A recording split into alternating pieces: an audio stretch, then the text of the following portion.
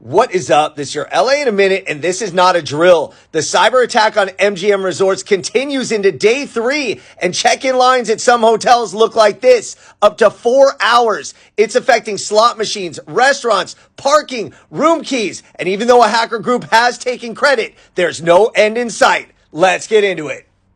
So the hack, which began on September 11th, is now in day 3, and it's affecting all areas of anything electronic with MGM Resorts, and the FBI is now getting involved. So a group called ALPHV, otherwise known as Black Cat, based in Russia, has taken credit for the attack, and they said all it took was to find an employee on LinkedIn, call the help desk, and with a 10-minute phone call, they were able to breach the systems.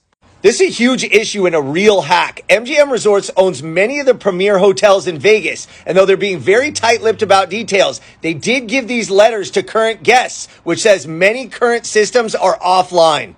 Cash advances and ATMs are still down in many casinos, as are entire banks of slot machines.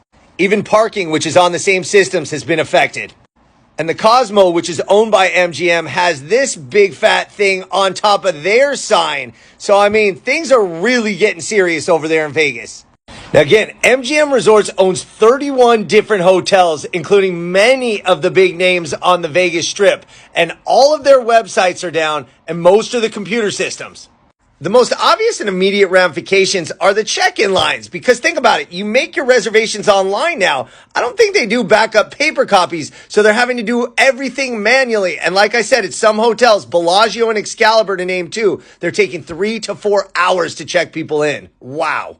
And again, that hacker group, ALPHV or Black Cat, posted on this hacker forum, VX Underground, that they were the ones taking credit for it. And they were believed to be the group involved in a recent hack for Caesars where they requested $30 million, though there's no exact figure tied to this one, at least not publicly.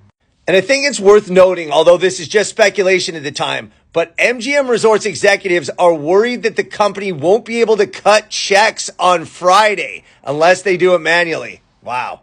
Now, as far as the Los Angeles connection, besides the fact that Vegas wouldn't exist without Los Angeles, check out my Origin Stories episodes.